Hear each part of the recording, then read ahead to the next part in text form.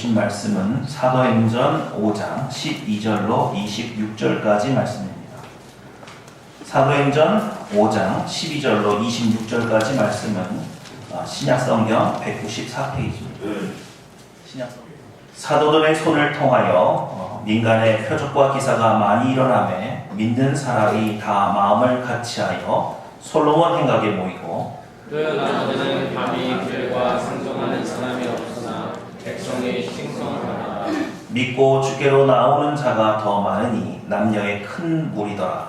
심지어 병든 사람을 메고 거리에 나가 침대와 용 위에 두이고 베드로가 지날 때에 폭 위의 그림자라도 누구에게 덮였다 하고 예루살렘 부근 수많은 사람들도 모여 병든 사람과 더러운 귀신에게 괴로움을 받는 사람을 데리고 와서 다 나음을 얻으리라. 대제사장과 그와 함께 있는 사람 즉 사주개인의 당파가 다 마음의 시비가 가득하여 올라와서 사도들을 잡아다가 옥에 가두었더니 기획사자가 발을 열고 물어내어 가서 성전에 서서 이 생명의 말씀을 다 백성에게 말하라 하며 그들이 듣고 새벽에 소전에 들어가서 저주니 대제사장과 그와 함께 있는 사람들이 와서 공회와 이스라엘 족속의 원로들을 알아보고 사람을 옥에 보내어 사도를 잡아오라 하니 부하들이 가서 옥에서 사도들을 보지 못하고 돌아와 그때 우리가 보니 옥은 든든하게 잠기고 지키는 사람들이 문에 서 있으되 문을 열고 문득 가라는 사람도 없더라 하니 성전 맡은 자와 제사장들이 이 말을 듣고 의혹하여 이 일이 어찌 될까 하더니 사람이 와서 오래되 그곳으로 옥에 들어갔던 사람들이 성전에 서서 백성을 가르치더라 하니 마치겠습니다. 성전 맡은 자가 부하들과 같이 가서 그들을 잡아왔으나 강제로 못함은 백성들이 돌로 칠까 두려워함이더라. 아멘. 아멘. 네, 우리 앞뒤 좌우에 계신 분들하고 좀 인사를 나눴으면 좋겠는데요. 하나님은 살아계십니다. 우리 같이 한번 인사 나눴으면 좋겠습니다.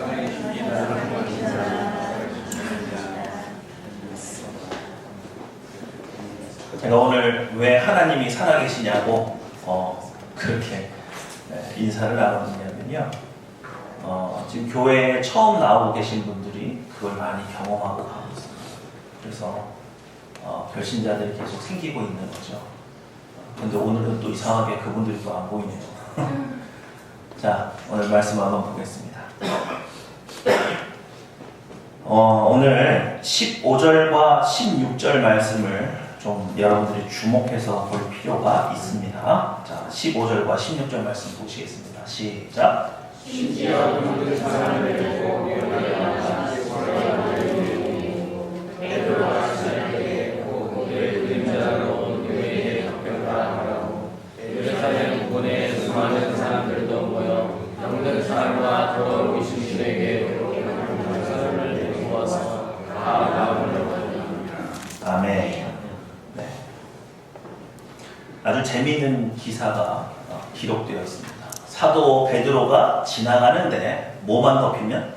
그림자. 네, 그림자라도 덮이면 사람들의 생각에 그 병이 어떻게 될 것 같아요? 나을 것 같다라는 생각을 할 정도로 사도 베드로에게서 하나님의 능력이 나타나고 있죠. 네.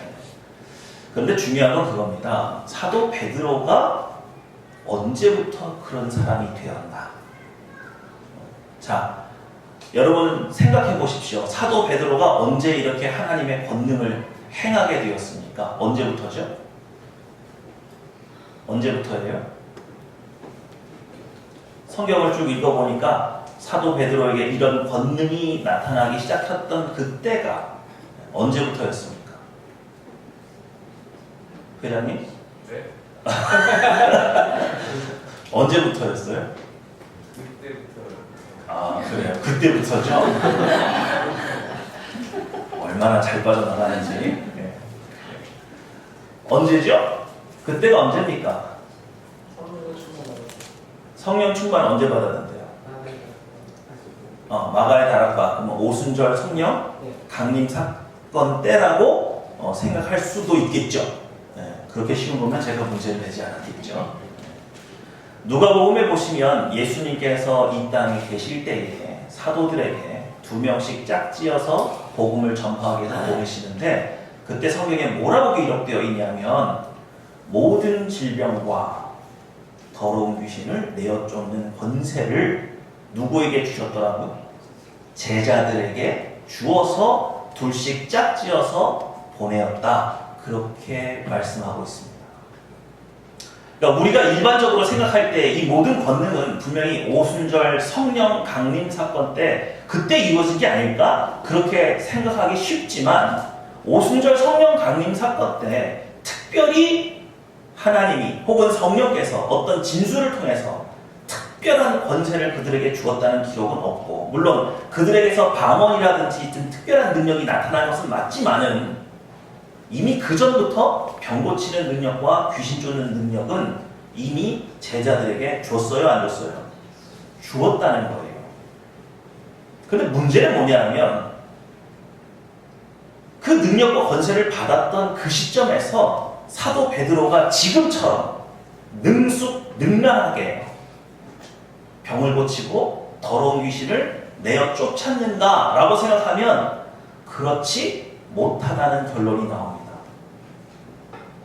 그래서 사복음서에 공이 나와 있기를 더러운 귀신 들린 아이의 아버지가 제자들에게 데리고 왔을 때에 고쳤어요? 못 고쳤어요?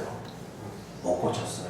그때 예수님께서 제자들에게 심히 노하셔서 믿음이 없는 세대여 내가 언제까지 너희를 참으리요? 그렇게 화를 내신 적이 있는 그 기록을 여러분은 읽어봐서 알고 있을 겁니다. 그죠?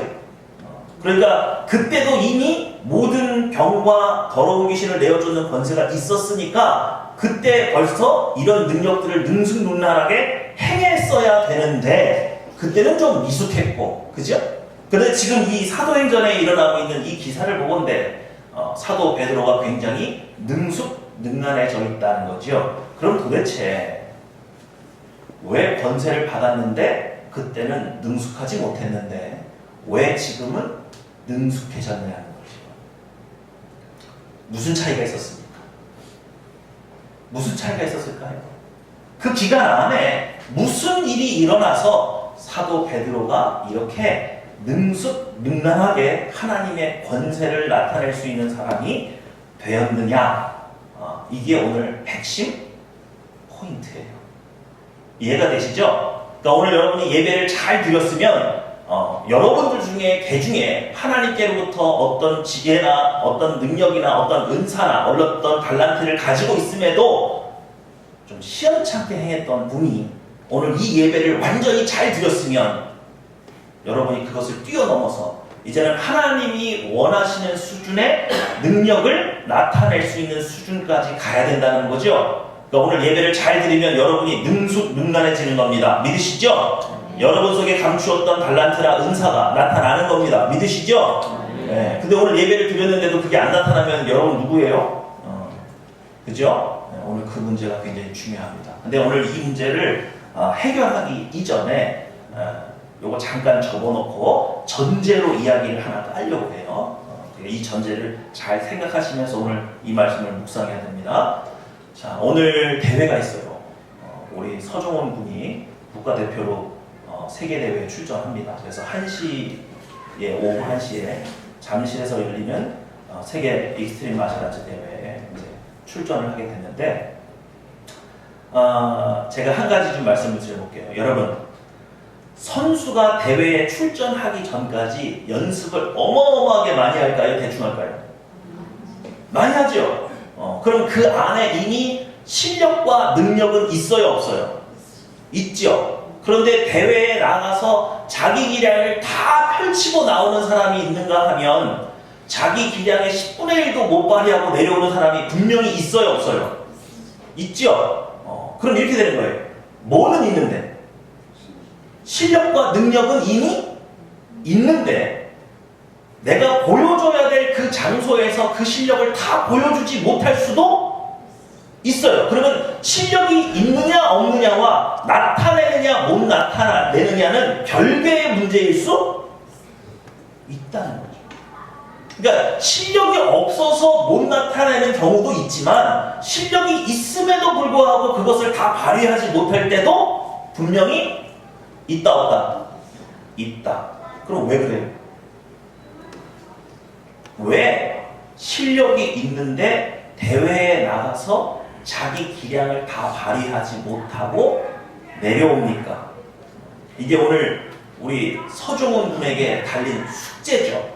모든 대회를 준비하는 사람들의 숙제죠. 그러니까 연습을 많이 해서 실력을 쌓는 것도 굉장히 중요한데 자신의 무대에서 그 실력을 다 쏟아놓을 수 있는, 나타낼 수 있는 무엇도 굉장히 중요하죠. 그런 의미에서 연습할 때의 실력이나 대회에 나가서 실력이 비슷한 사람이 한 명 있어요.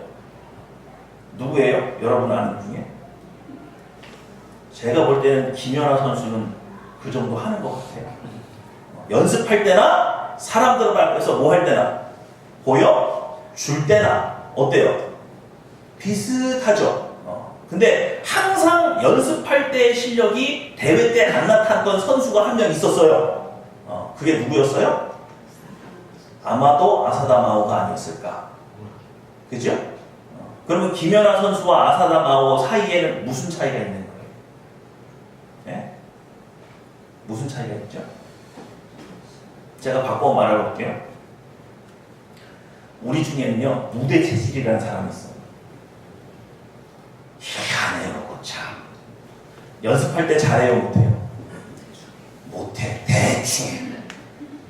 좀 너무 대충 하는 것 같아서 걱정스러워.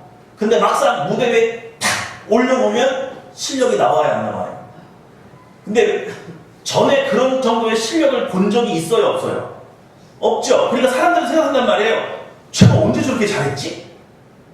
그러면 원래 실력이 없는데 무대에서 갑자기 실력이 생겨난 거예요? 그냥 내재되어 있던 게 무대에서 빛을 발한 거예요?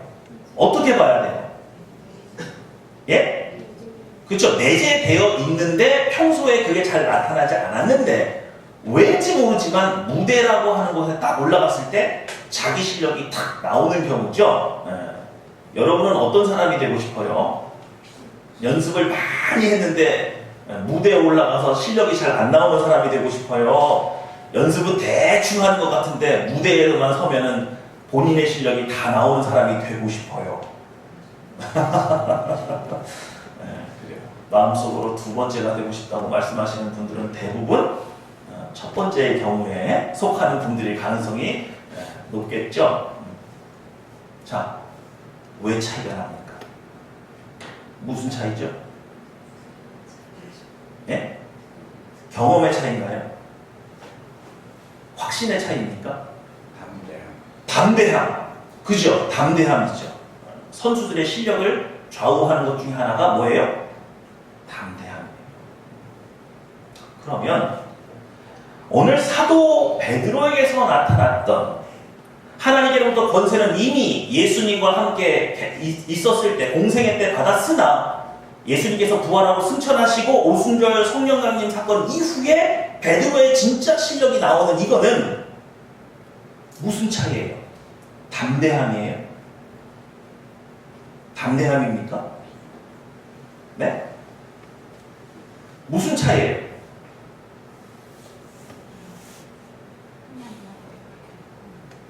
네? 본인이 하나님한테 받은 그 네. 권위를 가지고 네. 했을 때 네. 나오는 거 아닐까? 아, 권위는 이미 받았는데, 여기서. 근데 왜 이게 이제서 나타나는 거죠? 그를 확실하게.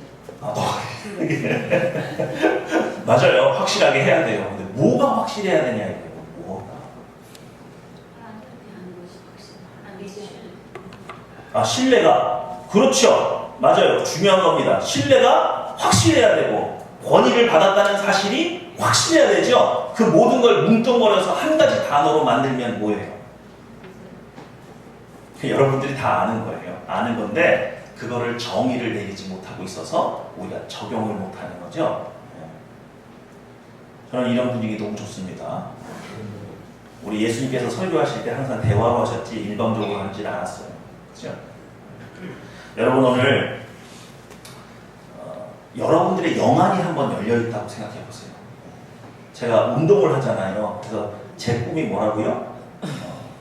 체육관에 도복을 입혀가지고 띠를 채우잖아요. 그죠? 그럼 태권도 몇 단 그러면 이 띠 딱 보면 벌써 아는 거죠. 검은 띠, 띠, 노란 띠가 다 있는 거 아닙니까? 그죠? 네. 신자들에게 전부 다 도복을 입혀가지고 예배를 드리고 싶은 거예요. 믿음, 검은 띠, 사랑은 아직 초단, 뭐 이런 거, 흰 띠, 뭐 이런 거. 그러면 딱 보면 이 사람이 믿음이 좋은지 나쁜지가 이게 다 드러날 거 아니에요. 그죠? 그런데 하나님께서 그런 띠로 서열을 만들지 않으셔서 수준이 높은 사람도 예배를 드리고 수준이 낮은 사람도 예배를 드립니다. 그죠? 그런데 잘 생각해 보세요. 여러분이 지금 여기 다 같이 앉아 있지만 여러분의 등에 삶의 무거운 짐을 여전히 지고 있는 사람도 있을 수 있고 삶의 무거운 짐을 온전히 하나님께 이미 맡긴 사람도 있을 수 있고 이미 그 수준을 뛰어넘어서 예수님께서 내게 지우는 멍에를 메고 주님과 동행하는 수준도 있을 수 있어요. 근데 그게 눈에 보여요? 안 보여요? 눈에 보이지는 않죠. 근데 만약에 그것을 볼 수 있는 사람이 존재한다고 생각해 보세요. 그럼 우리 여기 앉아서 예배 드리는 게 어떤 사람은 부끄럽지 않겠습니까? 그렇죠? 부끄러울 수 있겠죠? 근데 사실 그걸 다 들여다보고 있는 분이 이 자리에 계세요. 그게 누구예요? 그죠? 여러분 누구 만나러 오셨어요? 하나님 만나러 오셨죠? 그럼 하나님이 여기서 여러분의 모든 인생을 다 들여다보고 있다는 사실을 알고 나오신 거죠? 그죠? 그런데 삶의 무거운 짐을 하나 가득 이렇게 지고서 저 문을 낑낑대고 들어오는데 비좁아가지고 이러고 들어온다고 생각해 보세요. 부끄러워요? 안 부끄러워요? 부끄러워야 하는데 안 부끄럽고 당당하게 걸어 들어오는 이유는 뭐죠? 아무도 그걸 못 볼 거라고 생각하는 것이 하나가 있고 두 번째는 자기 자신이 이 무거운 짐을 내려놓지 않고는 하나님 앞에 나오면 안 된다는 사실조차도 망각한 채 이 세상에서 살았기 때문에 부끄러운 예배를 드리고 있음에도 스스로 부끄러워하지 않는 거죠. 그 얘기는 딱 세 개의 단어, 세 개의 글자로 된 단어 하나로 귀결됩니다. 당신이 누구인지 아직 모르는 거예요. 바로 정체성 문제라고요. 신자가 내가 크리스찬입니다 라고 말하면서 이 세상 사람들이 짊어지고 있는 똑같은 짐을 짊어지고 있으면 크리스찬이에요? 크리스찬 아니에요? 크리스찬 아니죠. 예수님께서 수고하고 무거운 짐진 자들아 다 내게로 오라. 내가 너희를 뭐하게 하리라? 쉬게 하리라 하셨는데 여전히 삶의 문제, 먹고 사는 문제, 자녀의 문제, 직장의 문제 여전히 무거운 짐으로 잔뜩 지고 있어요. 한 번도 그걸 하나님께 전적으로 맡겨본 적이 없어요. 다시 설명드릴까요? 이 세상에 사는 사람이 왜 교회를 찾습니까? 여기까지 왜 여기 교회 문턱 넘는 거 쉬워요? 어려워요? 어려워요. 아무도 모르는 사람들 사이에서 비집고 들어와서 처음 교회라는 곳에 들어와가지고 하나님이라는 분을 한번 만나뵀으면 좋겠다. 그런 마음 왜 갖게 되는 겁니까? 이 세상에서 내 힘껏, 내 능력껏, 내가 가진 모든 경험을 다 투자해서 해봤는데 실패했어요. 내 자신의 한계를 만났어요. 그래서 도저히 살 수가 없어요. 더 이상 내 가정을 보살필 수가 없어요. 그래서 누군가의 도움이 필요해요. 그런데 들어보니까 누군가가 우리의 무거운 짐을 대신 져준다고 하고 그분이 우리에게 새 힘을 준다고 하니까 이 무거운 발걸음을 옮겨서 여기에 나와서 제발 나 좀 도와주세요. 그래서 그 하나님을 만나서 변화된 사람들의 이야기를 듣는 거죠. 오늘 여러분이 이 자리에 앉아있다는 것은 이 세상에서 만날 수 없는 어떤 특별한 능력을 가진 하나님 앞에 여러분의 인생을 맡겼다는 것을 의미합니다. 그리고 또 한 가지죠. 내 힘으로는 이 세상을 살아갈 수 있다고요? 없다고요? 우리 그거 고백하는 자가 이곳에 먼저 나와서 그것을 뛰어넘는 하나님을 만난 거예요. 기억하시죠? 대기 아시죠? 우리 고1짜리 대기. 대기가 어떻게 술, 담배를 끊었어요? 여러분 놀라지 마세요. 대기가 야동을 일주일이나 끊었어요. 그거 얼마나 힘든 건지 아세요? 근데 대기가 그런 거죠. 자기 힘으로 끊었대요. 무언가를 힘을 얻었대요. 교회 다녀서 불교의 돌을 닦거나 유교의 돌을 닦는 사람이 얼마나 많은지 몰라요. 자기를 막 채찍질해가지고 자기를 막 쪼아요. 그래서 그걸 안 하는 거예요. 그럼 당신이 율법주의자죠. 혹은 불교도거나 유교도지. 기독교는 어떻게 해서 그걸 끊는 거예요? 누구로부터 새 힘을 얻어서 하나님으로부터 새 힘을 얻고 예수 그리스도의 보혈의 피로 죄를 씻음받아서, 그러니까 내 힘이 아닌 다른 누군가의 힘을 원조받아서 하는 것이 기독교지. 내가 나를 막 갈고 닦아서 막, 물론 거기에 연단의 과정이 없다는 것은 아닙니다만은, 대기가 어떻게 그 모든 것을 끊을 수 있었습니까? 이곳에서 하나님을 만났어요. 부흥의 기간 내내 좋았어요. 그런데 기도를 할 때 누군가가 나를, 아주 따뜻한 무언가가 자신을 감싸는 것을 느끼고, 아, 여기에 뭔가가 있구나. 그래서 교회를 처음 나온 아이가 누굴 만났어요? 하나님을 만났어요. 그리고 봤더니 그전에는 끊으려고 노력해도 안 됐던 이들이 끊어지더라고요.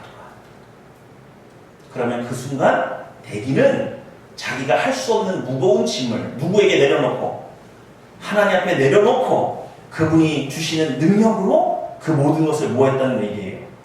끊었다는 얘기죠. 자기 힘 플러스 누구의 힘으로?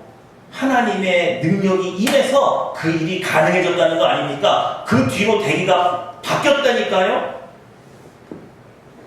대기가 하는 말이 그거예요. 담배를 안 피니까 술자리에 갈 일이 없고, 그죠? 술자리를 안 가니까 야동을 볼 필요가 없는 거죠. 맨정신으로 살아갈 수 있잖아요. 그런 것들 의지하지 않고. 그죠? 믿으십니까? 여러분, 오늘 사도 베드로는 이미 예수님으로부터 모든 질병을 고치는 능력과 귀신을 쫓는 능력을 받았어요. 그런데 하나님이 그에게 부여한 정체성은 사람을 낳는 어부입니다. 그런데 그 시기에 베드로의 스스로의 정체성은 뭐였어요? 이스라엘의 국무총리가 되는 것이었어요. 예수 그리스도께서 이스라엘의 왕으로 등극하시는 그날, 예루살렘이 수복되는 그날, 로마로부터 해방되는 그날, 예수님은 왕이 되시고 자기는 뭐가 되리라? 이스라엘의 국무총리가 되리라. 그것이 바로 사도 베드로의 정체성이었어요. 그랬더니 자신의 능력이 다 나타나더라, 안 나타나더라? 안 나타나더라. 믿으십니까? 그런데 오순절 성령 강림 사건과 십자가 사건으로 말미암아 그의 정체성이 바뀌기 시작했어요. 예수님의 십자가 사건 때 자신의 꿈이 완전히 박살나 버렸습니다. 베드로가 생각하건대 자신은 이스라엘의 국무총리가 될 가능성이 있어요, 없어요? 없어요. 왕으로 섬기려고 했던 예수님이 십자가에 못 박혀서 돌아가셨는데 어떻게 자기가 국무총리가 됩니까? 그래서 정체성을 잃어버렸어요. 혼란이 왔어요. 그런데 예수님께서 부활하셔서 다시 베드로를 찾아가서 그에게 예루살렘을 떠나지 말 것을 명령하시고 승천하신 이후에 그가 오순절 성령 강림 사건을 겪으면서 누가 부여했던 그 정체성을 예수님께서 사도 베드로에게 부여했던 그 정체성. 너는 무엇을 낳는 어부가 되어야 돼? 사람을 낳는 어부가 되어야 한다는 그 정체성을 자기 스스로 받아들이게 됐단 말입니다. 이해가 되세요? 자, 오늘 천사가 그에게 뭐라고 말하는지 보겠습니다. 19절, 20절입니다. 18절부터 읽겠습니다. 18절부터 읽겠습니다. 18절부터 20절까지 사도행전 5장 18절로 20절까지 시작. 사도들을 찾아다가 교회에 가두었더니 교회 자자가 밤에 공문을 끌어내어 이르되 가서 성전에 가서 이 생명의 말씀을 다 백성에게 말하라. 네. 사도 베드로에게서 예수 그리스도의 권세가 나타나기 시작했습니다. 그에게서 권세가 나타나는 이유는 예수 그리스도의 나머지 삶을 사도 베드로가 받아들여서, 그지요? 오늘 여러분은 누구의 이름으로 기도하죠? 예수님의 이름으로 기도합니다. 여러분이 기도하는 건 누가 기도하는 것과 같은 권위를 가져요? 하늘나라에서 성자 예수께서 기도하신 것과 똑같은 권위를 가져요. 그건 뭐냐면 여러분의 정체성이 곧 누구의 정체성과 같아야 돼요? 예수 그리스도의 삶과 같아야 합니다. 그 이름을 여러분에게 허락했다는 그 얘기는 하나님께서 기대하시는 것은 여러분이 언젠가는 누구 노릇해 주실 것을, 예수 그리스도 노릇해 줄 것을 기대하고 있다는 뜻이에요. 바로 사도 베드로에게 이 일이 이루어져서 그가 이제 예수님께서 하셔야 될 복음 전파의 사역에 자신의 정체성을 딱 맞추고 그 일을 위해서 사용되기 시작했더니 그에게 주어졌던 모든 권능과 권위가 예수 그리스도를 방불하게, 그죠? 그의 몸에서 나타나기 시작했어요. 그랬더니 누가 시기 질투하기 시작했어요? 제사장들과 서기관들과 율법주의자들이 그를 시기하기 시작했습니다. 그래서 그를 옥에 가뒀어요. 그죠? 그때 주의 사자, 천사들이 와서 그를 옥에서 끄집어내죠. 근데 끄집어낼 때 그에게 뭐라고 말하는지 보십시오. 20절에 이렇게 되어 있습니다. 가서 성전에 서서 이 생명의 말씀을 다 백성에게 뭐하라? 말하라. 너는 뭐 해야 될 사람이니까? 생명의 말씀을 전해야 될 사람이기 때문에 너는 지금 이곳에 있으면 안 된다는 거예요. 믿으십니까? 지금 이 일을 행하는 사도 베드로의 정체성도 나는 이 일을 해야 될 사람이고, 그리고 천사들도 사도 베드로를 누구로 대우하고 있는 거예요? 바로 예수의 삶을 대신 살아야 될 사람으로 그를 인정했기 때문에 그에게서 이런 이적이 나타난단 말이죠. 그러면 신자가 어느 때에 능력이 있어집니까? 제가 늘 말씀드리죠. 여러분, 천사를 더 많이 봐야 돼요? 귀신을 더 많이 봐야 돼요? 천사 보신 분? 나 귀신한테 맨날 가위 눌렸다. 손 들어보세요. 누구예요, 여러분? 누구랑 오시는 거예요, 지금? 새벽기도 오는데 음침한 컴컴한 곳에 뭐가 나타날 것 같아요? 귀신이 나타날 것 같죠? 그래서 거기서 이게 다른 길로 이렇게 돌아간 경험이 있어요? 근데 여러분 그거 아세요? 그 귀신을 물리쳐야 될 사람이 누구예요? 나예요. 그 귀신을 보고 도망가야 될 사람이 내가 아니라 그 귀신과 맞짱 떠서 너 다시는 이 동네에 나타나면 가만 안 둔다 해서 도망가야 될 게 귀신이고 여러분이 도망가면 안 되는 겁니다. 아세요 그거? 목사한테 맨날 전화해가지고 목사님 밤에 이상한 꿈을 꿨는데 누구예요?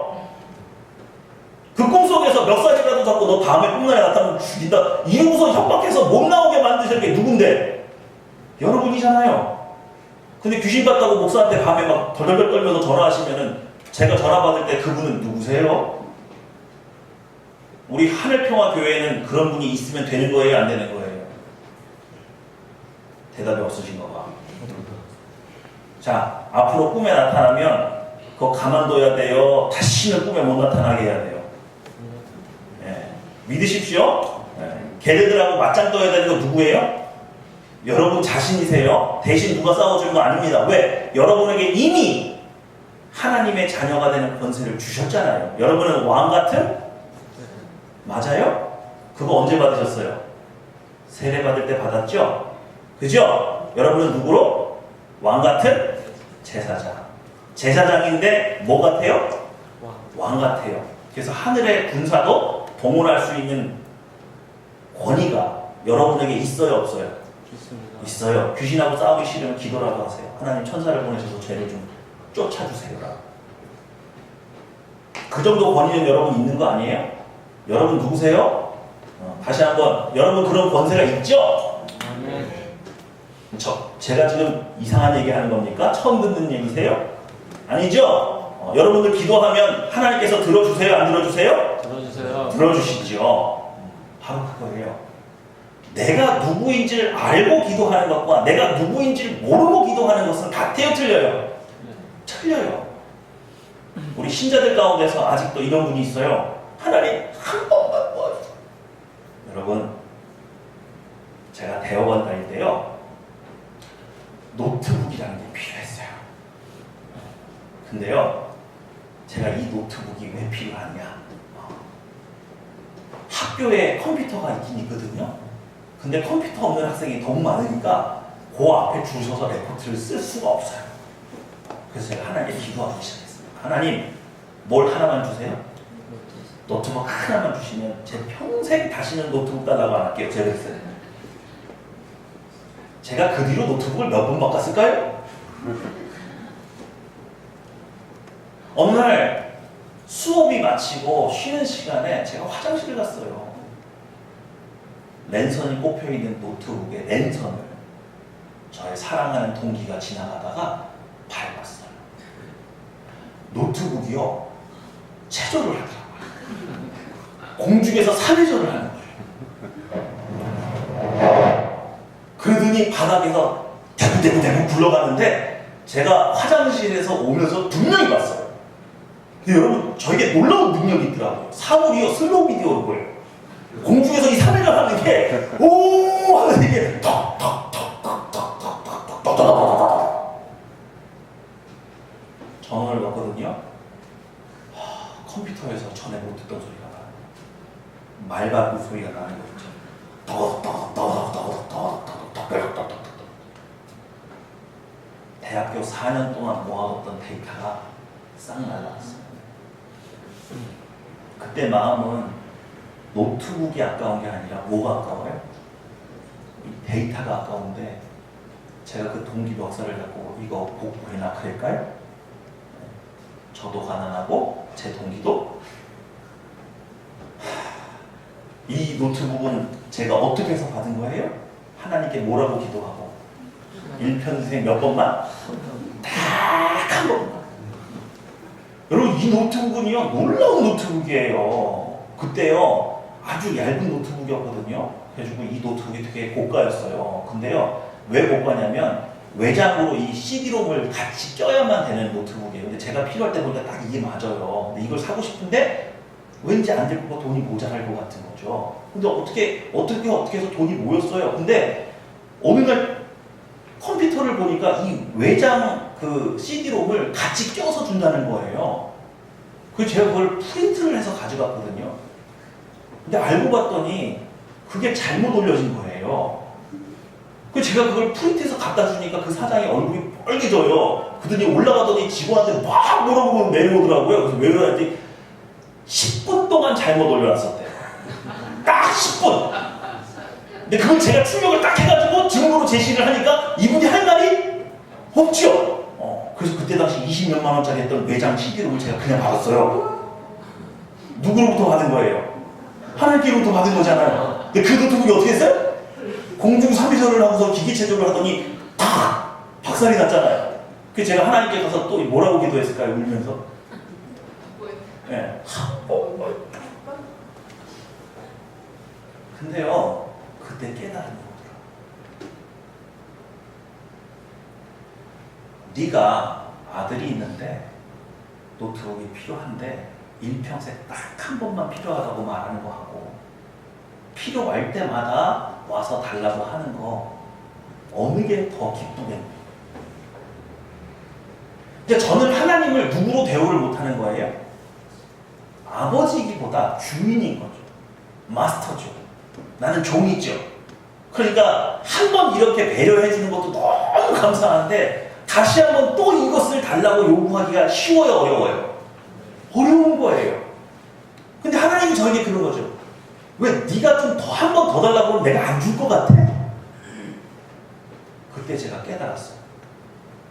나는 하나님을 누구로 알지 못하는구나? 아버지로 알지 못하는구나.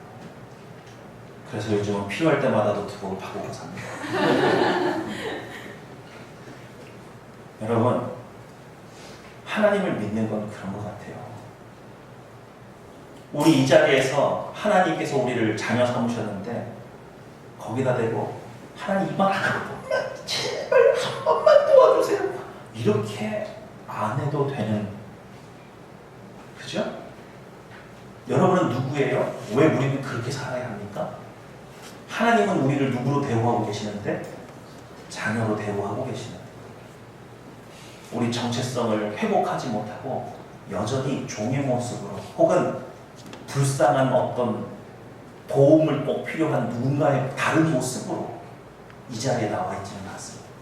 또 하나님은 이미 여러분에게 그런 권세를 주신 지가 오래되었는데 우리 그 권세를 당당하게 한 번도 써보지 못하고 묵혀두고 있는 것은 아닐까요? 오늘 수없이 많은 유혹이 있고 수없이 많은 어려움이 있는데 하나님께서 우리를 이 땅에 방치한 게 아니고 우리를 돌보시는 것이면 여러분에게는 그 모든 것을 이겨낼 힘이 있든지 여러분을 돕는 누군가가 여러분 주변에 항상 대기하고 있든지 아니면 하나님 아버지께서 직접 여러분을 친히 보호하시든지 우리에게 하나님의 자녀라는 분명한 증거가 있어야 합니다. 믿으시죠? 오늘 사도 베드로에게서 이런 이적이 나타나니까 누가 봐도 사도 같잖아요. 누가 봐도 그가 과학적이지 않고 합리적이지 않을지라도 그에게서 나타나는 말도 안 되는 이 능력을 통해서 한 가지 분명한 사실은 있어요. 보통 사람은 아니에요. 그리고 그가 누구를 섬기고 있는 그 신이 뭔가 이 세상 신과는 차원이 다른 뭔가 더 특별한 신인 것만은 확실한 거 아닙니까?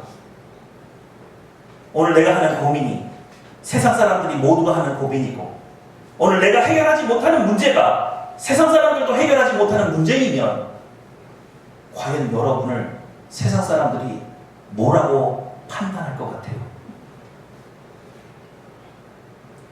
오늘 내가 하나님 앞에 기도하는데 부끄럽게 기도하거나 불쌍하게 기도한다면 여러분 자신은 여러분 스스로를 누구라고 판단하는 겁니까?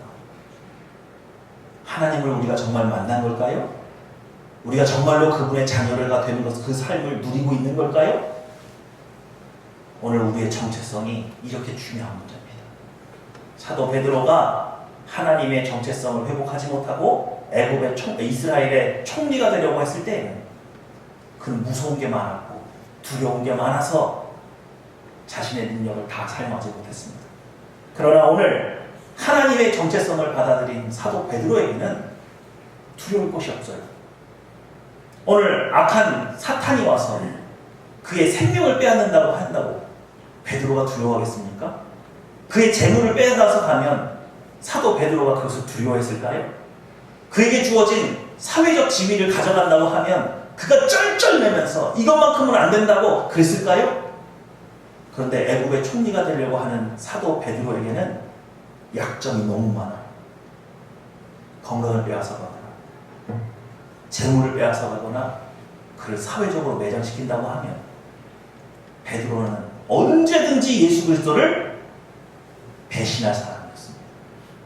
그러나 오늘 그가 완전히 정체성을 회복하고 났을 때에는 그 어떤 것도 하나님과 베드로를 분리시킬 수가 없어요. 그래서 심지어 지금 베드로가 어디에 갇혀 있는데도 옥에 갇혀 있는데도 베드로는 예수님을 부인하거나 도망가려고 하지 않고 오히려 옥 중에서 그분을 찬양하고 있는 게 아니에요.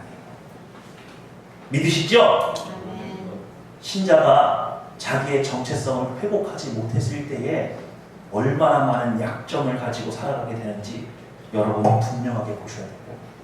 내가 그 정체성을 회복하지 못했기 때문에 하나님께서 우리에게 허락하신 하늘의 권세를 10분의 1도 발휘하지 못하고 산다는 사실을 오늘 여러분들이 이해를 하셨다면 여러분의 삶의 목적을 좀 바꾸시고 적어도 오늘 다른 사람은 속일 수 있을지 모르겠지만 오늘 내가 예배하고자 하는 그 하나님은 우리의 패배까지도 보시고 있는 그 하나님이시니까 적어도 저 예배당 문을 들어올 때에는 내가 내려놓지 못하고 있는 무거운 짐에 대해서 오늘은 내려놓아서 내가 아버지 뜻 안에서 행해보리라 그렇게 좀 마음을 먹으시고 그리스도인의 새로운 삶을 여러분이 이제는 시작하셨으면 좋겠습니다.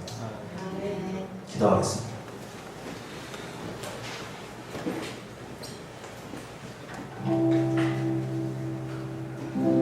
나는 누굽니까? 우리들의 정체성은 예배 때 다 드러나게 되어 있습니다. 아직도 해결하지 못했던 죄의 집, 무엇을 먹어야 하는지, 어떻게 살아야 하는지, 아직도 알지 못하고 있는 삶의 모든 무거움증, 하나님의 영적으로 도움을 받아야겠다고는 생각하지만 실제로 기도의 자리에 나오지 못하는 우리의 삶, 나는 누굽니까? 오늘 하나님 앞에 나는 하나님의 자녀로 살기 원합니다. 자녀가 되기로 선택했습니다. 그러니 진정한 아버지를 마주 대할 수 있게 해주십시오. 우리 하나님 앞에 나갔으면 좋겠습니다. 기도하겠습니다.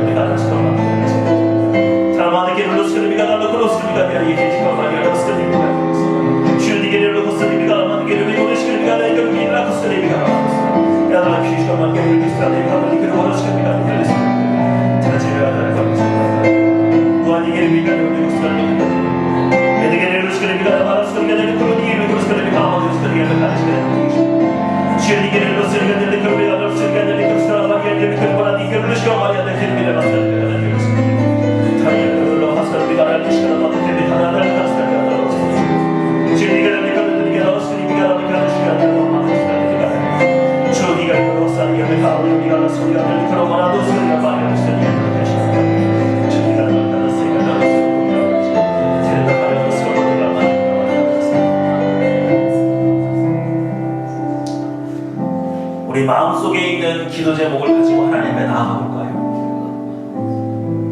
그런데 저의 부끄러운 모습처럼 하나님 한 번만 저를 도와주십시오가 아니라 사랑이 많으신 아버지, 바로 그 아버지 하나님 앞에 여러분이 나아갔으면 좋겠습니다. 여러분, 능력이 없는 건 부끄러운 게 아닙니다. 그건 하나님께 받으면 되는 겁니다. 다만 하나님의 자녀로서 받으십시오. 우리 마음속에 있는 소원을 가지고 아버지 하나님께 나아가기 원합니다. 기도하겠습니다.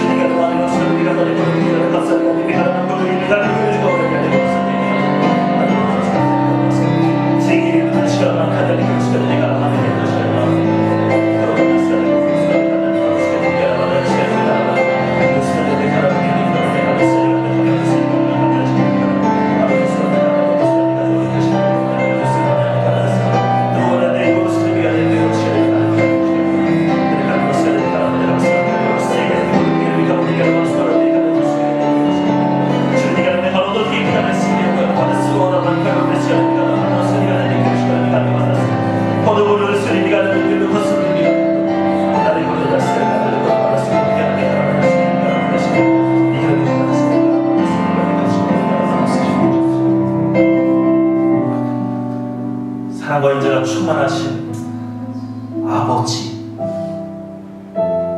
우리에게 삶을 가르쳐 주십시오. 인생이 무엇을 의지하고 살아야 하는 것인지, 하나님께서 하나님의 자녀들에게 얼마나 큰 권세를 주셨는지 우리 알지도 못하고 누리지도 못하는 성도가 될 것이 아니라 아버지 하나님 앞에 나와서 배우기 원합니다. 우리의 정체성을 회복하기 원합니다. 그래서 우리의 권능이 나타나기 원합니다. 우리가 마땅히 하나님의 능력으로 우리 살아내기 원합니다. 하나님, 우리의 부끄러운 모든 모습을 감추시고 예수 그리스도로 덧입게 하여 주시옵소서. 그래서 누가 봐도 예수 그리스도의 남은 삶을 살고 있는 성도로 드러나서 하늘의 큰 상급을 얻는 주님의 귀한 아들, 딸들이 될 수 있도록 오늘 이 시간 우리를 붙들어 주시고 새롭게 하여 주옵소서. 감사 기도드리며 내 주 예수님의 이름으로 기도했습니다.